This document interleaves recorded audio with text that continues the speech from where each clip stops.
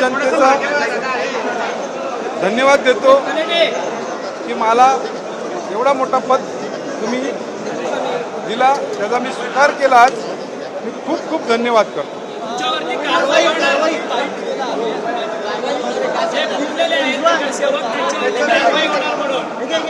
असं काही नाही आहे. मला फक्त आपल्याला वादग्रस्त विषय नाहीच येतो. डेव्हलपमेंटवर बोला. मी या शहराचा महापौर झालेलो आहे. आता मिरची मसाला नको आहे, डेव्हलपमेंटच्या विषयी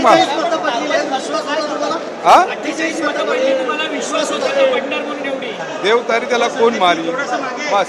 परंतु रवींद्र चव्हाणांनी जे वक्तव्य केले तुमच्यावरती कारवाईचं त्यावर आम्हाला नाही कल्पना. आम्हाला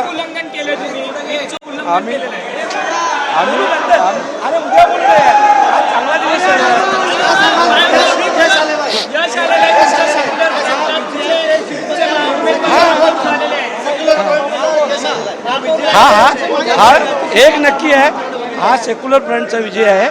खास करून भिवंडीच्या जनतेचा विजय आहे.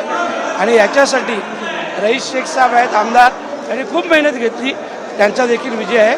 सगळ्यांचे आभार. रवींद्र चव्हाणांनी व्हीपचं उल्लंघन केलेलं आहे, त्यांच्यावरती कारवाई होणार नारायण चौधरींवरती अशा शब्दात त्यांनी टीका केलेली आहे. काय सांगाल? नाही बघा, ती बाईट मी बघितली नाही, त्याच्यामुळे त्याच्यावर बोलणं उचित नाही. जेव्हा मी बघेन तेव्हा मी उत्तर देईन. भाजपने व्हीप जारी केलेला तो उल्लंघन केला नारायण चौधरी आणि त्यांच्या नाही, ती अजून न्यूज ऐकली नाही. आम्ही सभागृहात होतो सकाळपासून. बोलेन. भिवंडीचा विकास कसा केला सत्ता स्थापन झालेली आहे. अनेक प्रश्न आहेत, ज्यामध्ये विजेचा प्रश्न, बघा, ट्रॅफिकचा प्रश्न, रस्त्यांचा प्रश्न. मी एवढंच सांगेन तुम्हाला सगळ्यांना, सोच बदलो, भिवंडी बदलेगा.